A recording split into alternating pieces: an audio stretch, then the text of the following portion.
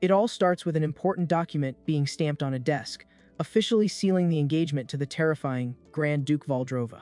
The man sitting at the desk stares at the young guy with a heavy expression, asking if he actually gets the dark reality behind this deal. He then locks it in, calling him by his full name, Ferda Rosnova, making it crystal clear there is absolutely no running away from this commitment. For any member of the nobility, getting news like that was the exact same thing as hearing a final, unappealable sentence. Turns out, fate only offered two choices. Option number one, reject the offer and end up kicked out of the family with absolutely $0 to your name. Option number two, accept the alliance and face a tragic end in the beast's clutches. But our MC had a completely different take on the situation. But deep down, Ferda just wanted to find a way to prove his worth and finally become a real part of that family. Even with his breathing heavy and his exhausted body dripping with sweat, he just kept pushing himself. As the third son of a house of knights, born from a concubine and blessed with terrible health, he kept practicing in the courtyard while the nobles watched, making fun of his absolute lack of progress. Watching someone with zero talent fight their own weakness brought some cruel comments, but he took the isolation in silence because he had nobody in his corner. Gripping his heavy wooden sword with great effort, he tried to convince himself that hard work would eventually pay off. On the other side of the window, the family patriarch watched the kid's useless effort with a slight smile of pure indifference. Genuinely believing he would be recognized by them one day, the young man keeps a hopeful look in his eyes while hearing that an interesting rumor was going around. The oldest brother suddenly shows up holding a real sword and mocks his attempts, claiming with total disdain there must be a huge misunderstanding here. Thrown to the ground near the wall with his weapon shattered, Ferda has to listen to the harsh reality that he never had any business being there in the first place. The mockery gets way more personal when the bully stares straight into the kid's blue eyes, calling them completely filthy. Left behind with tears running down his face, the young man deeply regrets that his only wish was just to be accepted by those people. While the humiliation goes down outside, the father simply turns his back to the window, showing zero intention of helping out. Kneeling all by himself in a dark room, the kid finally realizes that the eyes of that house had stopped noticing his existence a long time ago. Facing this permanent rejection, he stands up and firmly announces that he is leaving the estate. Without showing any objection or emotion, the gray-haired man coldly agrees to his departure. With a small backpack slung over his shoulders, Ferda walks toward the massive iron gates of the mansion. The final decision cuts his ties for good, decreeing that from that moment on, he no longer carries the proud Rosnova last name. Staring at his own calloused hands, the young man feels the bitterness of having all his hard work ignored by the very people who should have backed him up. Overcome by an overwhelming anger and giving off a heavy aura, he promises himself that he will never forgive the ones responsible for this. Vowing to make his old house regret discarding him like that, a circle of energy starts forming around him. Walking away from the city under a dark sky, that exact moment marked the official beginning of his journey into the mystic arts. He awakened his magical abilities at 18 years old, diving deep into the study of formations and spells. Since he started training way too late compared to the other students, his presence brought up a lot of questions about his actual capacity to learn. His classmates never missed a chance to laugh, guaranteeing that his locked mind would take decades to grasp even the simplest basics. Standing around the students who knocked out on the ground after the clash, he states that a mage's power comes from inner strength, completely ignoring their despair facing that ridiculous energy. Forming a dense sphere in his hands, Ferda reveals that his ability to control magic circles is fueled entirely by sheer hatred. A violent explosion obliterates the scenery, proving the destructive impact of his determination. Walking calmly down the hallway lined with defeated opponents, he notes that the bigger his grudge against someone, the more ruthless he becomes. After stacking up years of thirst for payback and reaching the 6th magic circle, there was only one specific place left to visit. With the family's massive mansion burning under the night sky, he used his influence to make the servants who used to mistreat him turn on each other in a brutal conflict. Showing zero mercy, the mage ignored the desperate cries of those nobles who were now begging for a break. His two older brothers didn't escape judgment either, being mentally manipulated to feel a deadly hatred for one another. The forced rivalry lasted until both fell completely out of strength, leaving only the great patriarch who had planted all that pain in the first place. Grabbing his father's face tightly, the MC demands that he open his eyes wide to witness the downfall of the family pride while listening to pleas to just end it already. The old man was forced to face his own nightmare right at home, leaving his spirit completely broken amidst the chaos. In this relentless way, every single trace of power and influence from that bloodline vanished from the map forever. Despite wrapping up his main plan, the young man notices by the empty look in his eyes that this feeling wasn't enough to calm him down. The fury kept boiling and spread across the entire continent, causing countless powerful warriors to team up in an attempt to stop his advance. Cornered on the edge of a cliff, he listens to the heroes declare that they will bring final judgment after he caused so many unjustifiable tragedies. Surviving yet another impossible matchup, the MC subdued the warriors and broke past all limits, reaching the 8th circle. With this unimaginable achievement by normal standards, his name was carved into history as a true, absolute archmage. However, he knew perfectly well that people still held a grudge and would try to get even in the future, repeating the cycle of hatred. Surrounded by scrolls and ancient books, Ferda decides he needs an overwhelming and unquestionable power to break into the divine realm of the 9th circle. Flipping through a special grimoire, he finally tracks down the page detailing the ultimate ingredient to complete this evolution. The illustration of the dagger over the beast makes him question the universe, wondering if this was all just a cruel joke by fate. The manuscript required the exact heart of the feared Grand Duchess Valdrova, the red dragon from his old engagement promise. Under the light of a giant moon in a mountainous landscape, the irony of that discovery felt incredibly heavy. The great monster was already down on the ground with severe injuries, marking a bloody reunion between the two. Standing before the titanic creature, he stares straight at the one who was supposed to take the role of his partner years ago. Taking on a human form amidst the exhaustion of battle, the ruler suffers from the pain of the damage taken. Without backing down from his intimidating stance, the mage warns that it would be way smarter for her to accept her end in silence, calling her a tyrant. Out of breath and with a heavy voice, the beast acknowledges that the world sees her that way, but demands to know the reason for so much hatred aimed at her. The creature explains that she lived isolated without ever stepping into human territory, not understanding what massive grudge could possibly justify that invasion. Overcome by a sudden wave of fury, Ferda snaps upon hearing the claim that she never did anything to anyone. Unloading years of frustration, he accuses the creature of being the root of his entire downfall, since her bizarre demand for a fiancé caused his banishment. The massive dragon asks with genuine surprise if the blame for all these bad events really falls on her shoulders, receiving a highly aggressive reply. Completely losing his cool, the archmage screams that her wild desire to take a human partner ruined his life entirely. With a slight movement of her sharp claws, the beast finally seems to gather her thoughts and understand the root of that conflict. Not understanding his enemy's thoughtful reaction, Ferda hesitates for a brief moment, suspicious of that sudden shift in the vibe.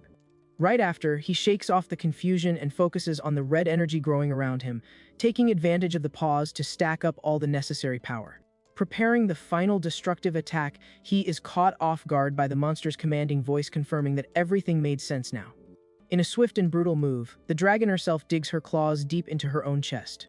Terrified by the sudden madness, the MC tries to fire the spell in a rush while letting out a tense scream. Shock freezes his expression as he sees a massive amount of life energy spraying out of his opponent's body. The self-inflicted damage leaves the mythological being on the brink of total collapse, bleeding heavily under the night sky.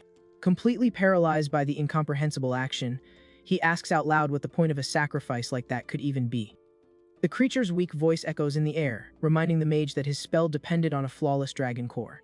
Falling into absolute despair, the young man screams with all his might, telling her to stop, realizing her intention was to ruin her own heart just to wreck his plan. Rushing frantically toward the target, Ferda tries to stop the disaster at all costs, aware that there is no other chance in the world to reach the 9th circle. Overcome by an uncontrollable rage, Ferda reaches out violently and warns that there is no way he will let the beast destroy her own core. But the blunt impact lands right in the center of the monster's chest, scattering a heavy energy through the air. Without thinking twice, the mage charges full speed toward the creature while cursing her impulsive attitude. He lands quickly right next to the gigantic body that is now starting to give in to the injuries. Searching desperately for the core, the young man goes into total shock when he locks his eyes onto something and refuses to believe what is happening. Watching the fallen and powerless ruler, he grumbles that this is complete insanity and wonders where the vital organ went. Right then, his eyes lock as he notices an impossible detail in the middle of all that chaos. The beast's heart rests glowing and intact right in his hands, giving off a very strong golden light. Completely clueless about the situation, he stares at the object and tries to understand the reason behind that act. Ferda confesses that he cannot understand Valdrova at all, because if she wanted to fight for real, she could have finished him off way before. In a weak voice, the creature simply replies that she did it because he became miserable because of her, leaving the guy completely speechless. The beast then reveals that for a very long time she held a deep hatred for herself. She explains that she always despised the wild blood running through her veins and the uncontrollable urge to cause chaos for no apparent reason. This destructive nature was a part of her that seemed completely impossible to hold back or change. Weight of carrying this lonely curse shows perfectly clear in the tired eyes of the great red dragon. Flashbacks of the past show the ruler walking through burning streets while humans ran in despair to save their lives. Knowing that her simple existence caused terror, she confesses that she often wished to disappear so everyone's problems would be solved. Even carrying this weight, the beast dared to wish for a little bit of happiness while she was still alive, but acknowledges that this silly dream ended up creating way too much pain. Slowly, the monster's life force begins to fade away for good. Accepting her end, Valdrova states that since everyone suffered because of her, she hopes this sacrifice at least brings the happiness the mage is looking for so much. Right after, the dragon's gigantic body starts breaking apart into particles in the air. With wide eyes, the MC feels a strange tightness in his chest and tries to understand what that uncomfortable feeling is. The discomfort only grows, making him clutch his own clothes in distress from this internal turmoil.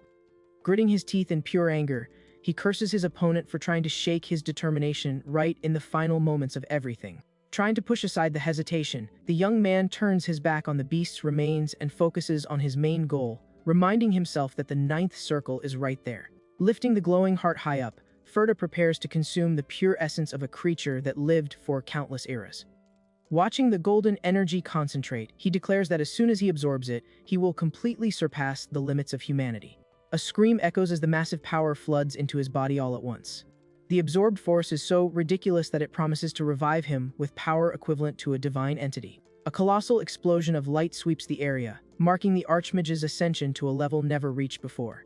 Instead of glory, the kid's mind is thrown into a totally dark and empty space, leaving him completely clueless. The mage's body floats like a glowing silhouette while he questions what went wrong, since he was absolutely sure he absorbed the core perfectly. Right then, he gets the agonizing feeling of falling into an endless abyss and wonders if that was the side effect of the process.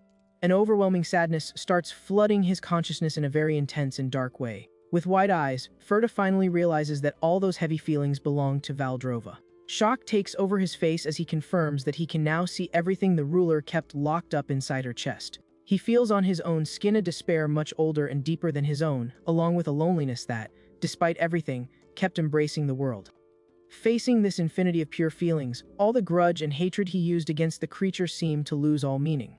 Tears stream down the MC's face as he feels tiny, questioning the terrible thing he just committed. Diving into his own memories, he starts to wonder what he was actually looking for with that relentless journey for power. The image of his lonely past reading a book near the window brings to light the truth he tried to bury. He realizes that he never actually cared about Archmage titles or any kind of supreme ascension. A childhood drawing of several people holding hands shows that his only real wish, since he was a kid, was actually very simple.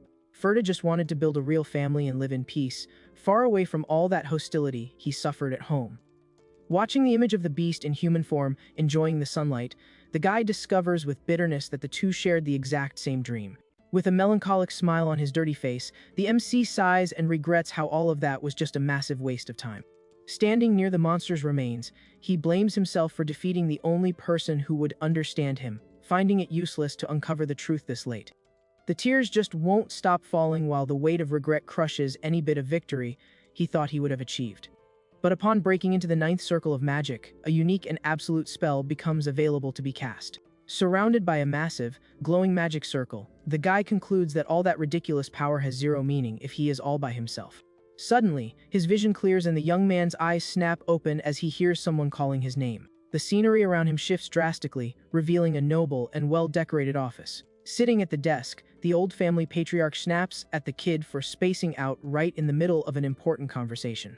Looking down at the floor, Ferda gets confused seeing his father there, since the old man had met his end a long time ago. The pieces start to click when the familiar environment and the tension in the air indicate that the day of the fateful engagement and announcement was happening all over again. The arrogant man asks if the kid understands the weight of that decision, keeping that same cold and commanding tone as always. Before the threat of getting kicked out can even be finished, a slight smile appears on the guy's face. Taking a firm step forward, he finally realizes that the magic worked and sent him straight into the past. Showing zero fear, the young man looks the man right in the eyes and guarantees that this time, things will be different. With a totally confident stance, he surprises the patriarch by formally accepting the commitment to the ruler without a single second thought. The gossip quickly spreads through the mansion's hallways, leaving the servants shocked by the kid's sudden bravery. The second son of the family, Hyukin, questions if the rumors are real, since he expected to see his younger brother begging for his life instead of willingly walking into the trap.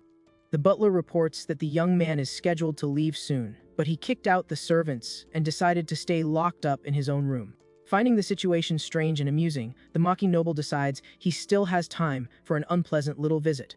He walks through the hallways with the clear intention, laughing at the future prisoner's desperate face. Slamming the bedroom door open with pure aggression, Hyukin walks in yelling, demanding to know why the trip hasn't started yet. But the invader's smug expression vanishes instantly when he comes across the surprising scene inside.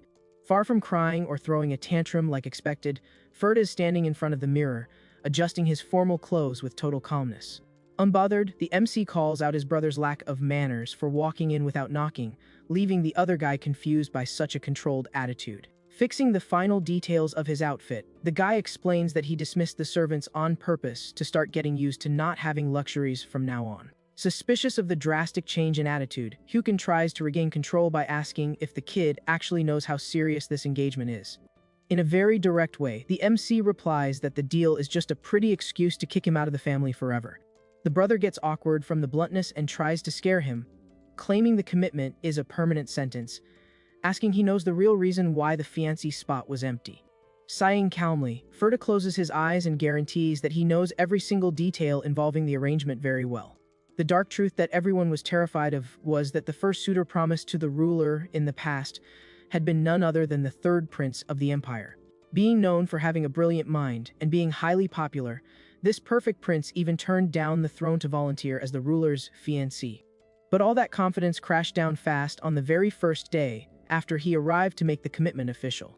Despite trying to keep a polite and friendly stance in front of the creature, the poor guy ended up being harshly rejected and defeated without the slightest chance of defending himself. Using this tragic example, the older brother questions if the MC really thinks he is going to survive something that even royalty couldn't handle. Shrugging with total contempt, the noble mocks that it's not his problem if an idiot wants to march on his own 2 feet straight into his own end. He even leaves a clear warning that if the kid tries to run away, he will make sure to finish him off before the beast does. Showing zero fear of the threat, the young man simply calls his brother's attention in a very calm manner. The MC then calls him out, stating that everybody already knows very well about the inappropriate way he keeps staring at their older brother's wife. Completely pissed off by the provocation, Hyukin charges to strike the kid, but gets told that he is going to have to hold himself back.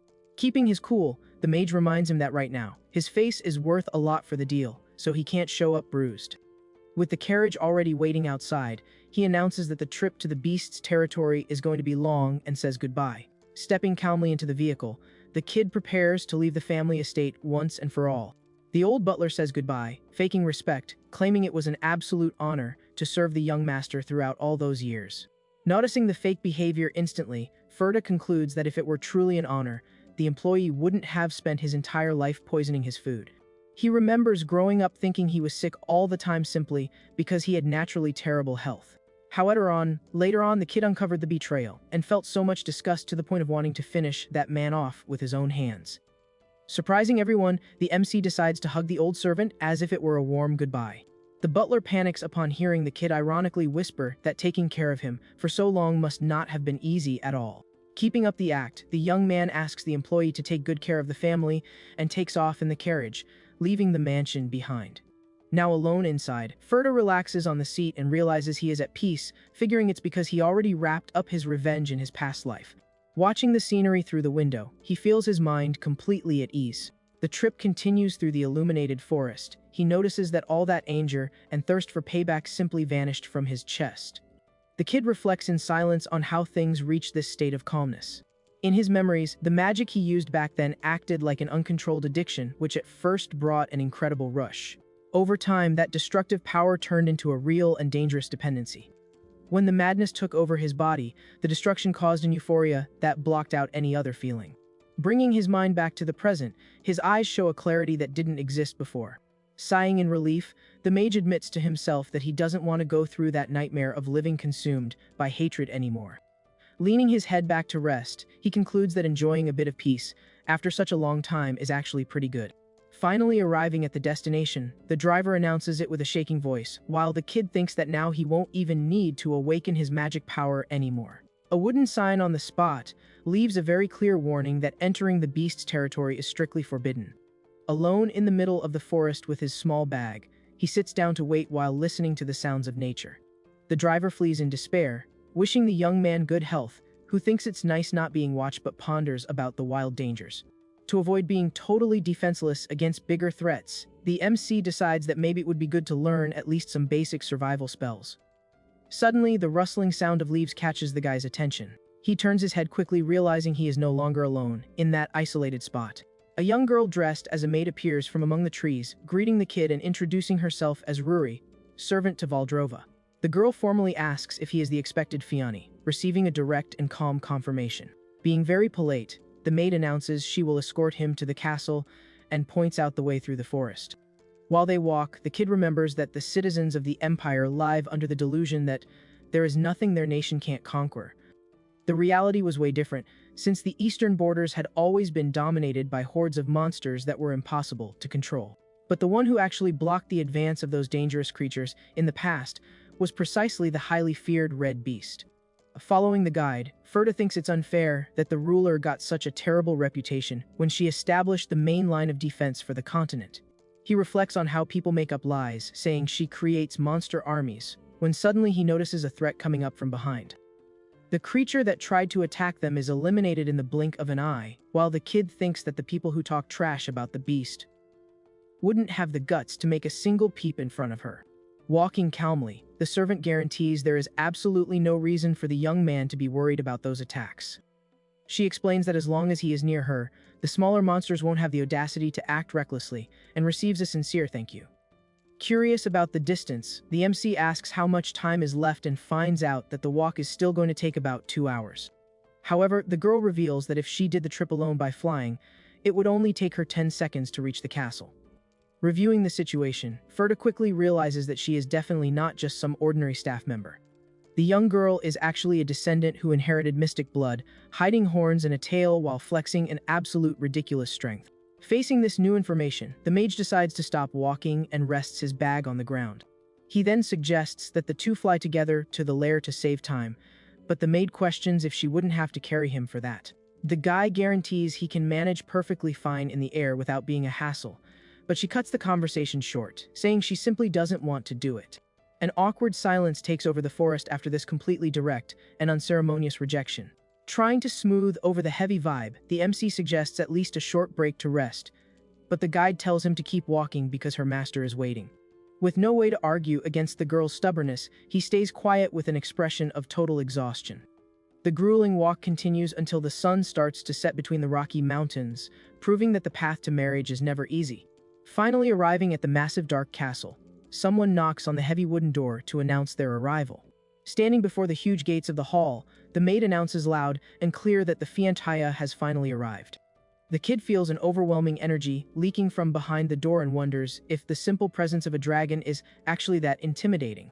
The servant asks him not to act recklessly and to wait there while she receives the message, but he asks if they can't just talk directly. A terrifying glare shines in the darkness, making it clear that someone in his position has absolutely zero right to demand standing face to face with the ruler.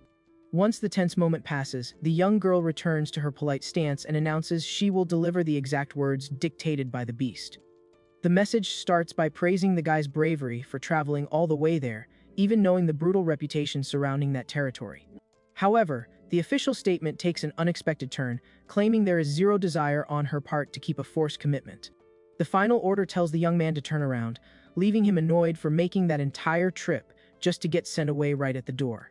Staring at his own hand, the mage reflects that in his past life, he would have taken the chance to escape that fate without a single second thought. But with a totally different mind now, the MC declares out loud that being there stopped being an imposition from the Empire and became his own choice. The maid is startled by the kid's boldness upon hearing that he has absolutely no intention of turning his back and giving up on the engagement. Facing the girl's shocked silence, Ferda urges her to go deliver his answer to her master already, receiving a hesitant confirmation. As an immediate response to this stubbornness, a gigantic sack filled with coins is violently thrown onto the floor. The servant explains that his firm attitude was highly praised, but the order to leave stands, offering a fortune so he doesn't go back empty-handed. The idea was for him to use the treasure to build a new life somewhere else, but the guy remains sitting on the floor, completely unimpressed by the mountain of gold. Staring at all that gold on the floor, the mage announces with total calmness that he has zero interest in wealth or power.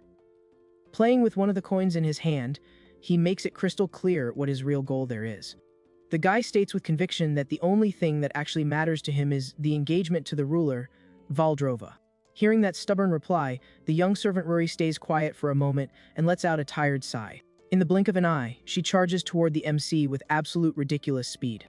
Pointing her finger at his face as if it were a blade, the girl tells him to vanish from there immediately without wasting any more time. Finding the attitude strange, Ferda comments that this would be a very short message coming from the beast, but the maid confesses those words are hers alone. Overcome by annoyance, the young girl readies her sharp claws and warns him about what will happen if he refuses to leave. An overwhelming energy explodes from the girl's body, sweeping the area with a terrifying pressure. Being pushed back by the force of the impact, the guy quickly recognizes that this is the feared, intimidating aura of dragons. The servant accuses him with disgust, claiming to know greedy mortals very well, the ones who don't care about the ruler and only think about ambition. Even struggling to breathe under that pressure, the MC finally understands the reason why the third prince met a tragic end in the past. In the servant's view, that noble had a mind full of dirty schemes to exploit the beast and take advantage of the marriage. She adds that the guy was a fool for thinking he could hide such obvious greed from their perception. Taking a firm step forward against the heavy energy, the mage agrees that the prince truly was highly arrogant. Ramping up the pressure of the attack even more, the girl guarantees she sees the young man in the exact same dirty way as the other suitors. She questions if his plan is really to trick her master and end up with the same bad fate as the previous noble. But instead of backing away terrified, the kid simply keeps a peaceful expression and fixes his own clothes. The servant is completely in shock seeing that the human wasn't crushed by her force and keeps standing. Straightening his posture, the guy swears he isn't there by anyone's obligation, let alone looking for some kind of personal profit. Painful memories take over his mind, remembering the moment the creature sacrificed her own life for a selfish guy like him. Giving off a warm light full of determination, Ferda promises himself that this time, he will truly stay by her side. With a serious look, he asks the maid to tell the ruler that from now on they should talk directly, since they are going to be a couple. The young girl stares at the mage with silent fury, finding that behavior an absolute insult. Completely losing her patience, she screams in outrage at that boldness and charges full speed right at him. The MC dodges the attack with incredible ease, sliding gracefully away. Keeping his manners intact, he just asks to be excused for a moment while the girl tries to process that movement. Later on, the servant uses communication magic to repeat the guy's exact words about coming to take on the role of fiancé. Alone in the castle's dark hallway, the maid finishes the report in a respectful manner. The message reaches straight to the ears of the massive red dragon resting in her lair, the holder of absolute power in the territory. Surprised by the report, the beast, now in her human form, asks if the kid actually had the guts to say that. Sitting in a commanding pose, the ruler confesses she is very curious to find out what kind of person he really is deep down. Right then, she asks for her staff member's opinion, who quickly describes the guy as an extremely weak human who looked like he was about to pass out from exhaustion during the trip. Without hiding her disdain, the girl makes up that he has a horrible face and suggests they kick him out once and for all. The master quickly corrects the servant, noting that the kid is actually pretty handsome, leaving the subordinate pouting upon realizing the lie didn't stick. Accepting defeat with a sigh, the young employee ends up admitting that the human is far from being anyone ordinary. She explains that, because she carries dragon blood, putting terror into the hearts of mortals has always been a very easy task. However, the maid recalls that the mage didn't show the slightest bit of fear, even after she released all of her oppressive energy. Silence takes over the massive hall, while the beast just listens to the detailed evaluation from her loyal right hand. Noting the human's resilience, the girl finally recognizes a useful quality in him. With that, the servant concludes that the young man will definitely have the courage to look her master straight in the eyes without shaking, which she considers a very good thing.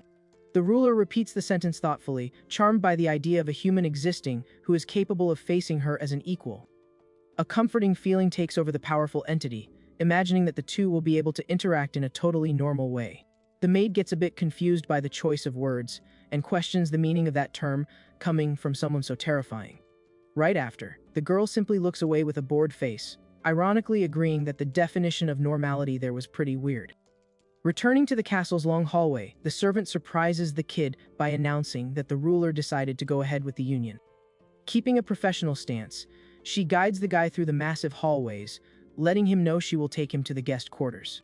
Stepping into a luxurious and flawless room, the MC notes to himself that the place is much better taken care of than he imagined. Impressed by the cleanliness, he asks if there are truly no other employees besides her in the entire castle, and the young girl confirms it. Looking with total disdain, the maid reinforces that she is the beast's only subordinate and makes sure to call him just a guest.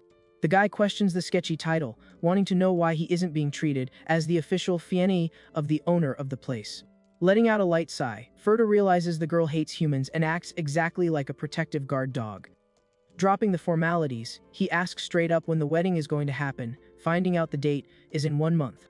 The vision of the future event reveals that the ceremony will be something extremely private, held quietly right inside the lair. Understanding the situation without making a scene, the young man just accepts the information in an understanding way. Reflecting on the exact 30-day deadline, the mage begins to organize his own thoughts. On the other side, the girl crosses her arms and keeps a sharp eye on his every reaction. Using logic, the MC quickly deduces that this period also serves as a final deadline for him to prove his own worth before the ceremony. Pointing her finger firmly in his face, the servant warns that to be the partner of such a massive entity, he needs to achieve a status on the same level. She throws down the final challenge, demanding the kid show that he actually has the necessary qualifications to become the real fiancé. Facing all that demanding talk, the young man thinks to himself that this marriage business seems to be pretty complicated. He questions if this condition was set by the ruler, but the girl clarifies that the decision was made on her own terms. Finding it funny for a subordinate to call the shots, the guy hears that her master is too good and lets a lot of things slide, so the servant needs to be strict. Clenching her hand tightly, the young girl asks that, even with a weak body, he manages to show he has some real potential. Her biggest fear was that the leaders of neighboring nations would end up looking down on the beast if the chosen fiancé turned out to be a useless human. The mage closes his eyes for a moment, absorbing every detail of that revealing conversation. A look of genuine surprise appears on his face upon noticing how well surrounded by good people his future partner actually is. Analyzing the servant's unbreakable loyalty, Ferda recognizes her merit in pointing out the exact flaws that her master ignored. However, a dark question floods the MC's mind, making him wonder why none of these protective servants were around during the beast's final moments in the past. Bringing his focus back to the conversation, he takes the challenge while the young girl teases, asking if he plans to become the emperor so he doesn't embarrass himself. The kid reflects on her mocking tone, concluding that outdoing the presence of a great leader of the empire is no easy task at all. Despite the obvious difficulty of the mission, he just accepts the terms with a very peaceful expression. Suspicious of all that calmness, the maid questions the reason why he is so relaxed facing such a serious ultimatum. Annoyed by the passivity, she asks if he thinks dealing with dragons is a game or if he is just stupid, but receives a super chill response. Showing total confidence in his own ability, the guy tells the employee to stay unbothered, promising to prove his qualifications indisputably within 1 month. The young maid watches the kid in silence, getting totally puzzled about where so much confidence is coming from out of a regular human. Falls over the massive, dark Gothic castle, bringing a heavy and silent atmosphere to the estate. Walking through the empty hallways, Ferda reflects on the tricky requirement of proving his potential in just 1 month. He admits to himself that currently he possesses 0 magical skills, since mages are extremely rare on that continent. However, the young man holds the unique experience of already reaching the 9th circle in his past life and knows he can get that feeling back. For any practitioner of this mystic art, forming the first circle is the most important step, because it defines the entire path of the mana. The blue circle method is built through calm meditation, being the most stable route and the choice for the vast majority of students. On the flip side, there is the red circle, forged purely out of turbulent and chaotic emotions. Instead of bringing strength in a healthy way, this dark path drains sanity fast, turning the practitioner into being driven by extreme hatred. Having lived through that exact dark tragedy in the past, the Archmage knows that repeating the same route would make him strong way faster. Clenching his fists with determination, he promises himself that he won't make the same self-destructive mistake as before. This time, the MC decides to follow the longer, more stable path to ensure his mind doesn't slip at any moment. Time flies by fast and a whole week drains away inside the isolated castle. Sitting on the floor of his well-lit room, the kid meditates deeply, trying to access the environment's energy. Concentrating the mana in his hands with great effort, he tries to form the first mystic ring, but the light quickly dissolves into the air. Letting out a long sigh of frustration, the mage notes another failure in his attempt to control basic magic. He ponders that the blue circle process takes at least 3 years of training, but figured it would be way faster since he already has memories of the future. Cutting off his thoughts, the servant enters the room, bringing a meal, and asks in a direct way if he is already getting ready for the challenge. The guy confirms it calmly while starting to eat the stew served on the tray. Tasting the food, he comments that things haven't changed at all, because the only way is to just keep trying without stopping. Despite keeping his cool on the outside, he notices internally that there truly has been zero progress, and that he needs a completely different approach. Suddenly, a violent tremor shakes the entire castle, making the plates rattle on the table in a sharp way. Surprised by the sudden impact, the kid asks what is causing that massive disturbance in the environment. The maid calmly explains that the ruler, Valdrova, is in the middle of a monster raid at this exact moment. He goes into thought upon hearing that the beast is clearing out the cursed land in the far east entirely by herself. Driven by an immediate determination, the young man stands up and announces that he wants to witness that battle with his own eyes. Ruri stares at him with a serious expression, coldly advising that it would be much better if he didn't do that. She warns that the sane mind of a normal human could never handle the pressure of that monstrous battlefield. In a teasing tone, the girl suggests he stay in his room, unless he wants to embarrass himself even before the engagement ceremony. Turning down the warning without hesitating, the mage rests his hand firmly on the table and rejects the suggestion to stay hidden. Keeping his confident stance, he reaffirms that watching that fight is the basic duty of whoever intends to be the ruler's partner. With no way to argue against his stubbornness, the trip through the skies starts in an extremely abrupt way. The servant carries the kid, ripping through the wind at a terrifying speed, leaving a trail of energy in the air. Landing in the middle of the brush, the young girl calmly announces that they have finally reached the destination. Ferda drops to his knees on the ground, out of breath, grumbling that insane flight felt more like teleportation from being so fast. With a turned stomach, he tries to pull himself together while the girl tells him to look ahead, because she isn't the main show. The young man slowly lifts his head, processing the heavy landscape the employee just pointed out. His eyes widen instantly upon coming across the terrifying immensity dominating the horizon. A colossal storm of dark energy and clouds covers the entire cursed land in a chaotic atmosphere. Completely shocked by the magnitude of that presence, he freezes in place, feeling the ridiculous weight of the environment. Watching the whirlpool of chaos in the distance, the guy asks if that is really where the great ruler is fighting. At the center of the disaster, the massive red dragon is surrounded by countless bizarre monsters trying to attack her from all sides. The beast thrashes violently in the air, repelling the creatures with overwhelming force and clearing out space by sheer power. Gigantic multi-headed creatures scream in despair while trying to withstand the untamed fury of the ancient being. Showing zero mercy, her sharp claws rip through the opponent's defense in the blink of an eye, showing who actually runs the place. The red dragon snaps her fangs relentlessly, pushing back everything that dares to cross her path. Gathering a colossal energy in her throat, the ruler lifts her head, prepping her most devastating attack. A massive wave of flames is fired from above, sweeping the ground with a fire explosion that lights up the entire darkened region. The force of the impact creates a brutal windstorm that hits even the distant hill where the two observers are standing. Right after, the monster lets out an ear-splitting roar that makes the air itself vibrate in a hostile way. The sound wave carries an crushing pressure, spreading terror through every corner of that devastated land. The shock of that roar hits the kid full force, making him struggle to stay conscious facing such oppression. Out of strength to keep standing, Ferda falls resting on the ground while his entire body locks up out of pure survival instinct. He recognizes immediately the terror embedded in that sound and is blown away by the ridiculous level of power the creature possesses. Watching the guy's pathetic state, Ruri asks in a sharp way if he finally managed to understand the harsh reality. The servant makes it clear how ridiculous it is for a weak to dare want to marry an entity that flexes all that strength. Pointing to the flaming chaos, she emphasizes that untamed, brutal beast is the true form of the one he chose as a partner. Despite her tough pose, the girl herself clenches her fists while her hands shake slightly due to the monstrous pressure in the air. She explains that was exactly why she tried to warn him before, because she knew a human's body wouldn't handle the presence up close. The blood running in that ruler's veins carries what people call the nature of an unstoppable evil dragon. It's an existence driven by a fierce, hostile intention, unable to live without causing chaos wherever it goes. The maid states that this built-in disposition is never going to change, and the kid would end up caught in this crossfire every single day if he stayed there. She passes judgment that determination alone won't be enough, concluding that humans and dragons can never become one. The servant's hope is that her master herself realizes that this dream of union is completely pointless after seeing the fiancé's total lack of capability. However, turning all expectations upside down, the MC lifts his sweaty face totally fascinated, finding that view simply magnificent. Ruri goes into absolute shock upon realizing that, instead of being paralyzed with terror, he is admiring the battle with fascination. Totally outraged by the human's lack of survival instinct, she screams mentally, calling the guy a crazy masochist. Deep night falls once again over the commanding architecture of the silent castle.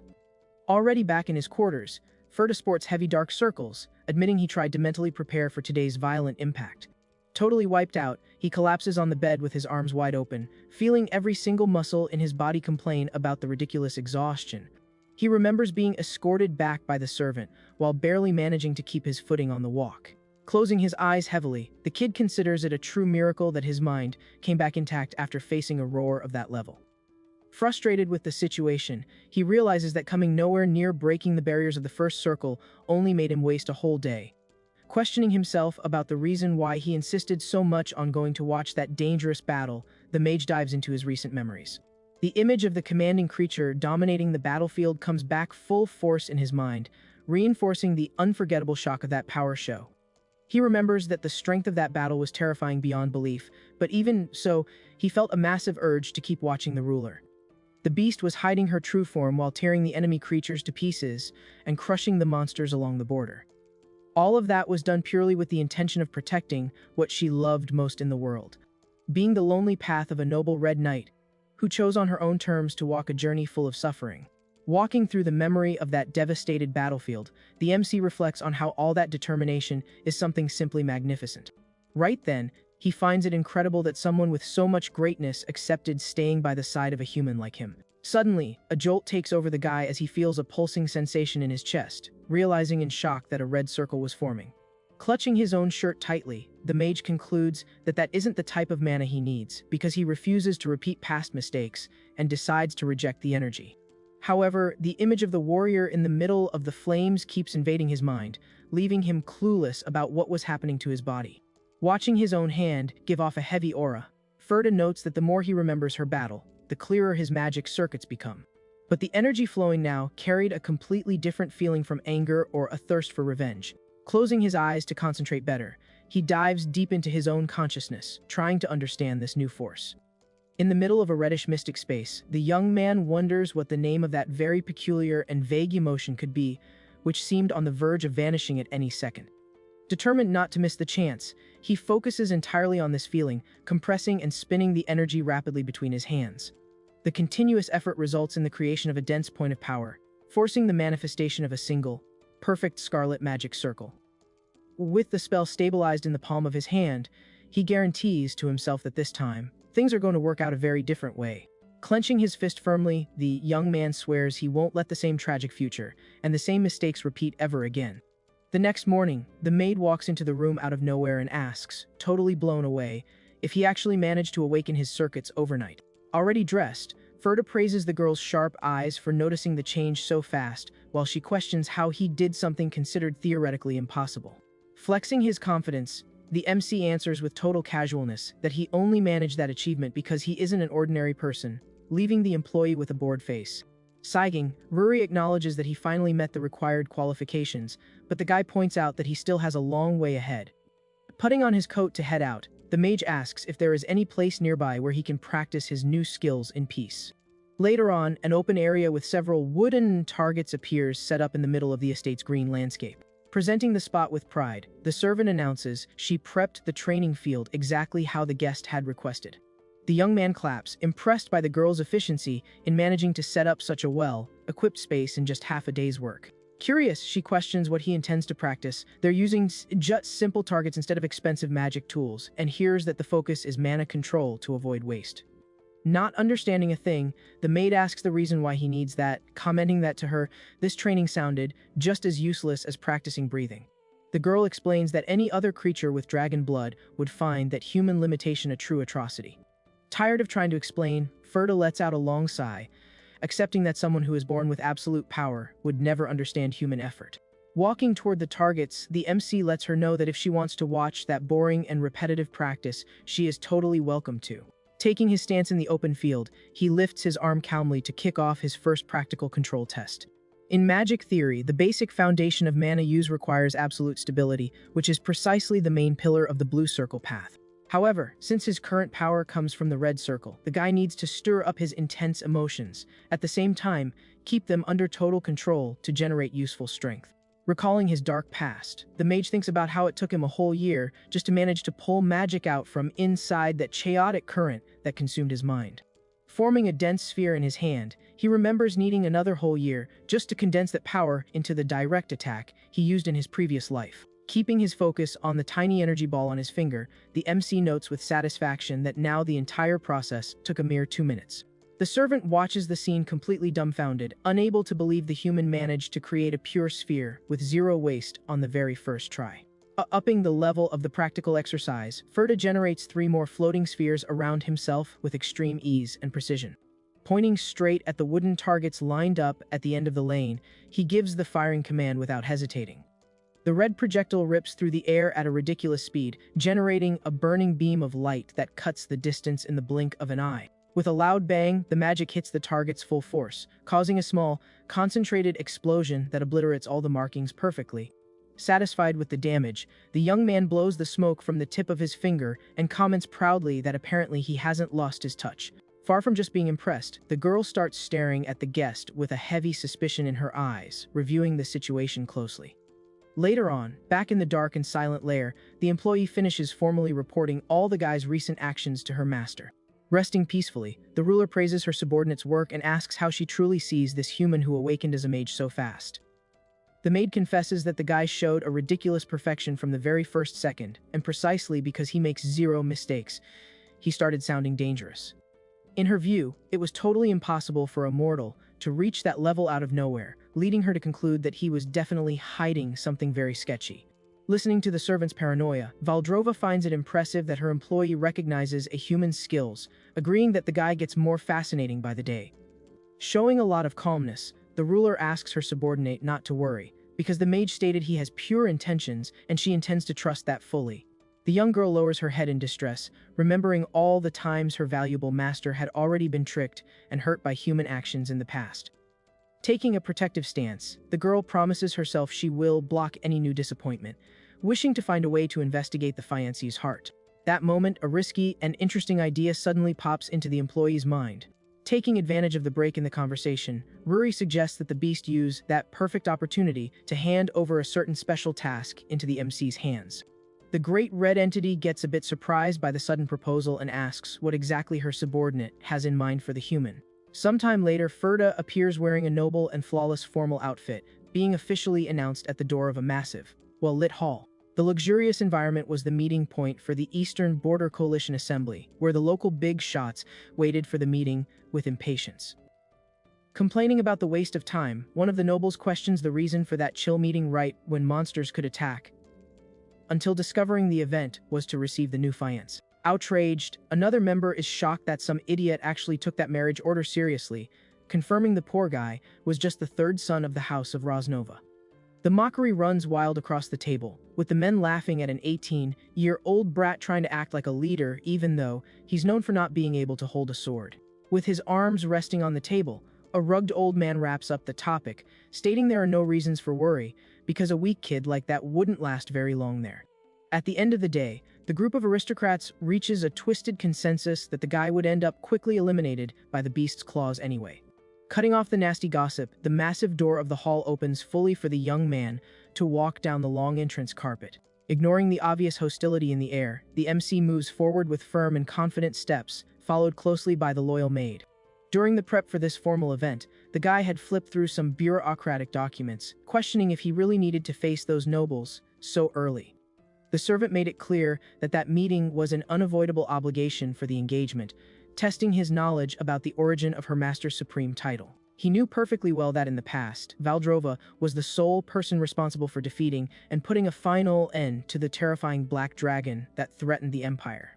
As a reward for this legendary achievement, she received the Eastern lands, but the beast's current focus remained exclusively on eliminating monsters at the dangerous border.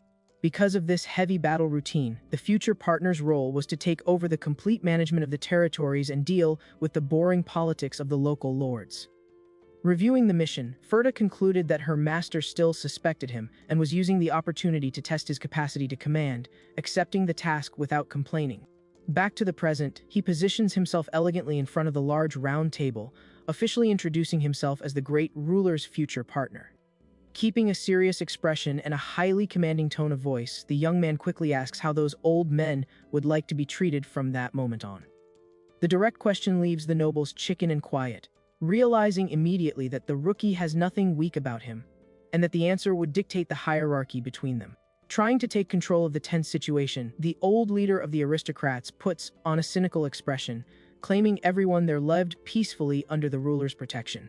Making a short and exaggerated bow, the man claims it was very natural to show the utmost respect to the future husband of the owner of all the lands.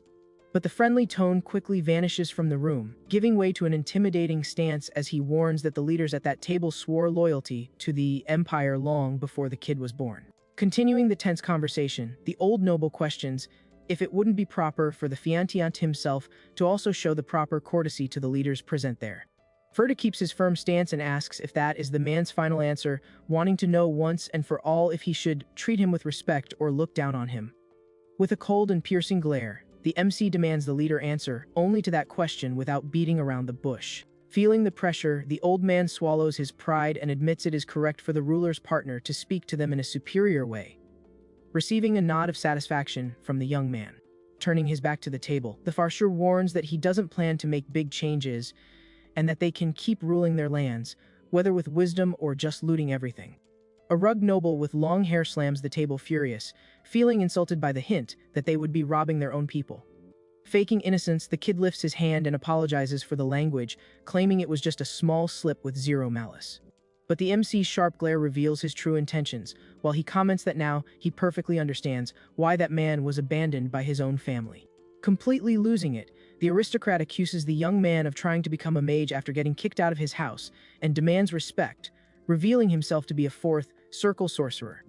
With his face covered by an intimidating shadow, Ferda gives a smirk and comments ironically that the opponent's level is actually acceptable. The noble is left with a twitching eye from pure anger, unable to believe the audacity he just heard. Being a fourth circle mage, he was used to being treated as a guest of honor anywhere, considering that insult something unforgivable.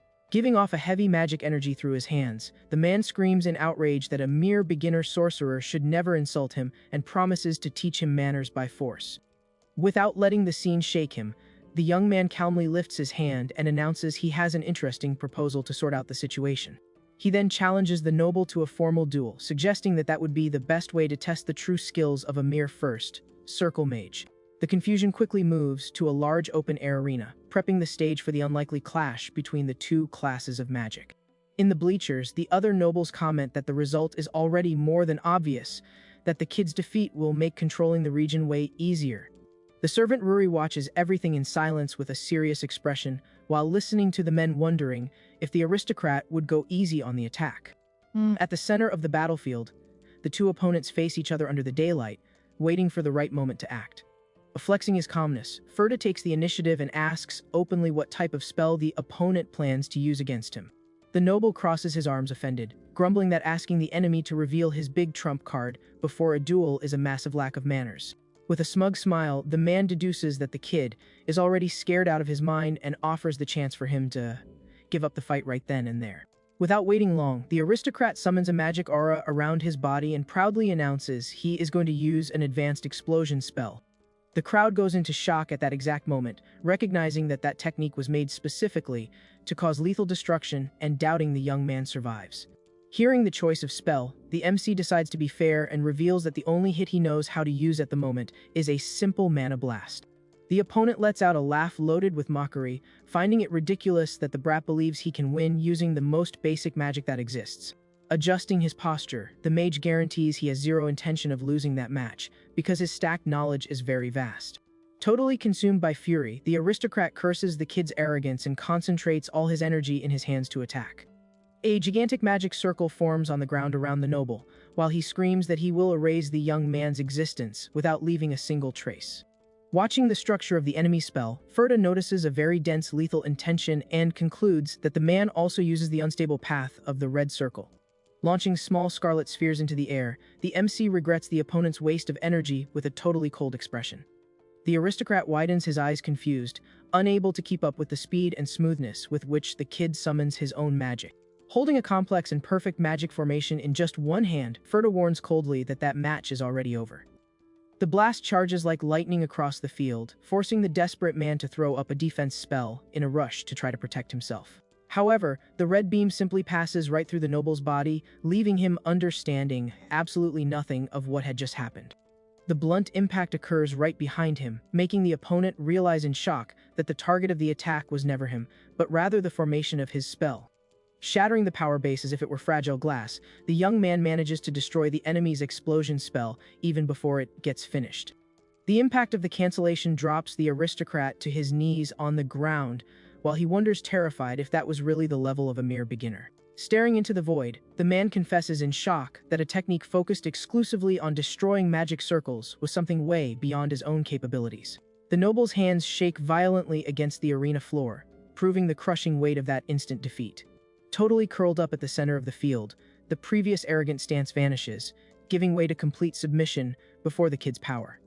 Sweating cold and breathing with great difficulty, the man processes with bitterness the reality that he just lost in a humiliating way.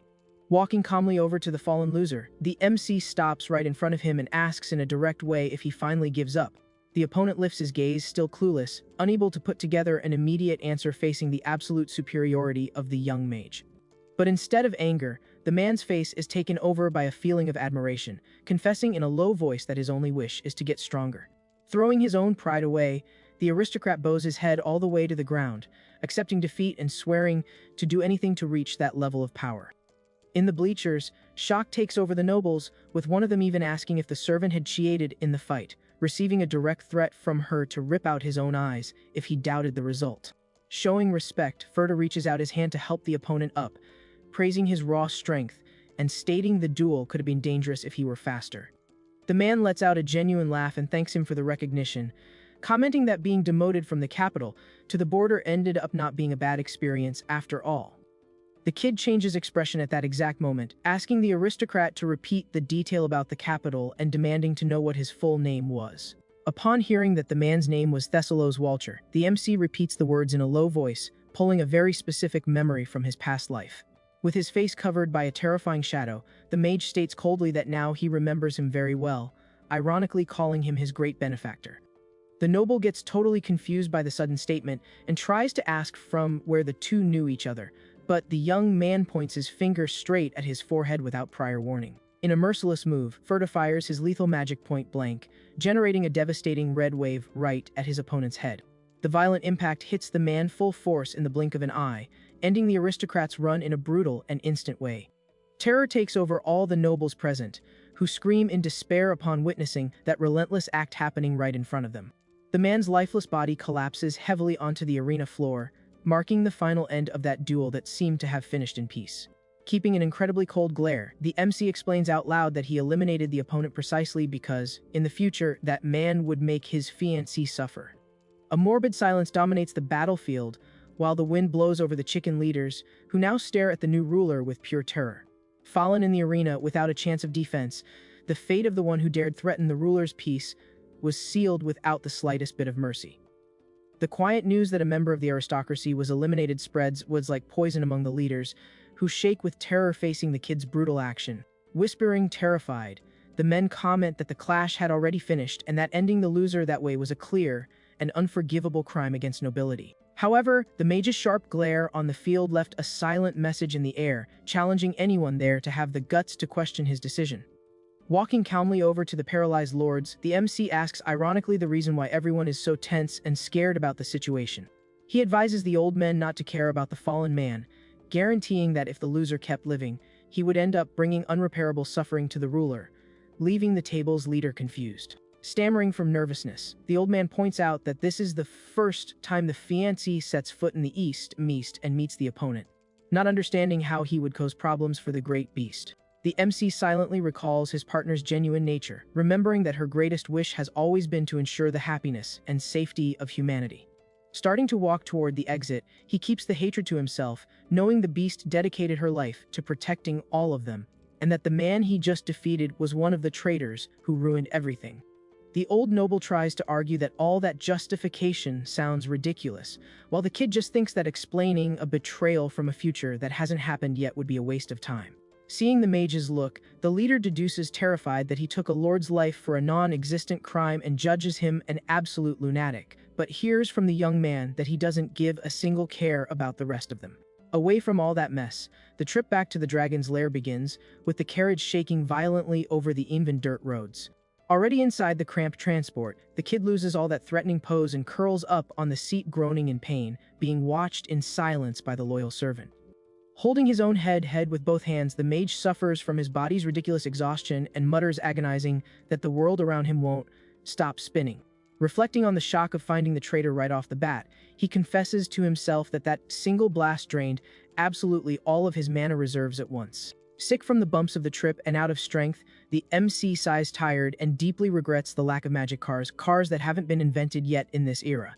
Breaking the carriage's silence, the maid claps ironically and praises the kid in an exaggerated way, pointing out ending the most loyal lord of the region right on the first meeting is going to slow down their engagement a lot. Ferda stares at the girl calmly and questions if she is really talking about Thessalos, since despite appearances, that noble truly was one of the greatest allies of the great ruler. Wiped out, the Fasher admits that this entire situation is going to create a major headache, while recalling the Lord's fake submission and wondering if that man was ever someone honorable at some point. The MC then explains that the defeated opponent was an acceptable middle ground for that chaotic region, seeing that the other leaders only thought about stealing, and a noble who was just a little corrupt ended up being the best-case scenario. But even with this unexpected event, he guarantees that the plans for the commitment must continue normally, because he is totally sure that his reasons for eliminating the aristocrat are completely justifiable. Suffering from physical exhaustion, he rests his hand on his own head, trying to endure the dizziness of the trip. Right then, he looks at a cloth sack tied to the carriage seat and tries to pull some important memories from his past life. With the sunset landscape lighting up the window, the kid deduces that the Lord must have already been committing ridiculous crimes behind everyone's back. As soon as they arrive at the massive Walcher family estate, the local old butler receives the distinguished guests with bows. Without standing on ceremony, Ferda lets him know right away that the master of that house won't be able to receive them because he is no longer alive, leaving the employee totally incredulous. Next, he hands over that same sketchy cloth sack into the old man's hands, acting like it was just a regular piece of luggage. Though with total coldness, the mage orders for the package to be hung in plain sight on the main gates, making the butler stammer without understanding a thing. Upon opening a slit of the cloth, the employee falls into absolute panic upon recognizing the gruesome content and calls for his master in tears. The servant's desperate cry echoes through the castle walls, while night begins to fall over the place. Already inside the luxurious room of the defeated lord, Ruri crosses her arms and comments that they look like bandits invading an empty house. The maid watches the kid rummaging under the bed and warns that he better find some proof of corruption to justify the invasion, complaining about being forced to pick up the bizarre package. Emerging from the furniture, the MC teases, asking if he should cancel the engagement and return the package, but soon announces he found what he was looking for. He then explains, while checking the wooden floor, that the Lord hid a secret passage right down there. To access the hiding spot, the young man asks the girl to step back a bit. Having absolutely zero patience to look for locks, the employee simply readies her fist and lands a brutal blow against the wood. The violent impact shatters the bedroom floor to pieces, clearing the path through pure raw force. Totally peaceful facing the destruction, Ferda notes that the passage is open and invites the girl to go down, while she just blows the dust off her hands. The two begin to head down a long and dark stone staircase that leads to the back of the estate. Plugging his nose because of the foul smell, the young man notes that the entire place stinks of built-up blood. Landscape in the basement reveals a gruesome lab focused on desecrating lives and modifying creatures. In his mind, he recalls the existence of a terrible group known as the Followers of the Demon King. These cultists were precisely people who gave up their own humanity to chase forbidden power, proving that the old owner of the castle practiced dark arts as a necromancer. Analyzing a prisoner held by chains, the MC notices with disgust that the poor man was cruelly altered with parts of wild creatures. Taken by a silent fury, Ruri stares at the atrocities and comments that crazy aristocrat was begging to be eliminated. With disgust, the maid concludes that humans truly don't deserve trust, guaranteeing that just the link to that cult is already reason enough to justify the Lord's severe defeat. Ignoring the girl's outrage, Ferda digs through a stack of documents on the desk, making the servant ask how he knew about that hiding spot. Hiding his face in the shadows of the place, the young man just mutters that he finally found what he wanted. The rescued manuscript was the secret masterpiece of the corrupt lord, detailing a forbidden method for the infinite cultivation of mana. In his memories of the past, the MC remembers that the aristocrat discovered that monsters generated magic energy non-stop. The problem with this discovery was that this raw energy showed up in an impure and dark way, impossible to be used by humans. But the necromancer didn't give up and had the crazy idea to try replicating this power, generating organ inside a human body. In case the experiment worked, the user would be able to pull pure magic in an unlimited way. This insane theory would allow surpassing any limit set by traditional magic circles, giving the Lord an incalculable power. The trader's ultimate goal was to use this infinite energy to command an army of the dead and crush all the nobles who had exiled him to that border. Right then, the mage recalls the exact moment in his past life when he stole these same documents from that nasty man's hands. In that dark era, the MC took the papers, warning they would be very useful to wrap up his revenge, dispatching the researcher right after. Returning to the present, the young man flips through the notebook and notes the irony of fate for placing the technique that made him reach the 8th circle in his hands again. He knows that studying those reports would make him regain his absolute power way faster than before, but feels a strong hesitation. Watching his silence, the maid comments that all this greed proves he is just another greedy human, pointing out that nobody would miss the stolen material. In a mocking tone, the young girl gives congratulations for the discovery, emphasizing that this is the golden chance that any mortal would dream of having. Trying to understand the guy's reaction, she insists there are no consequences to keeping the knowledge, but is cut off by a direct rejection. Without a second thought, the kid hands over the valuable notebook into the servant's hands and gives the order for everything in that lab to be destroyed. Ruri holds the object with outrage and questions if he lost his mind, finding it ridiculous for a mage to give up such a vast source of knowledge. A calm stance, Ferda agrees that those papers truly have the potential to turn the magic world upside down, but sees no use in it for himself. Instead of giving in to the temptation of that dark power and running the risk of saddening his partner, he decides that cutting the evil at the root is the best choice. Focusing his eyes on the girl, he just asks in a gentle way if she would do the favor of burning it all. Still processing the human's noble attitude, the employee lowers her gaze and replies that carrying out that request won't be any problem at all. At the exact same instant, intense blue flames begin to devour the secret notes straight from the young girl's hands. In a few seconds, a storm of magic flame sweeps the entire basement, purifying the darkness and destroying all the Lord's atrocities. Staring at the bluish fire, the MC reflects that all magic carries the emotions of whoever made it, and since the traitor lived drowned in hatred, his technique would end up corrupting anyone. He remembers very well that aristocrat was also a user of the Scarlet Circle, sharing the same sick anger that almost ruined the mage in the past. If he accepted inheriting that cursed magic, he would end up being devoured again by chaotic emotions that he swore never to feel anymore. Letting the weight of his old life vanish in the middle of that fire, the guy lets out a long sigh of relief and closes his eyes. Resting his hand over his own chest with total serenity, he confesses out loud that the flames are burning wonderfully well. Watching the scene quiet, the maid finds his behavior very weird, considering him unpredictable, but begins to see something beyond that uncomfortable presence.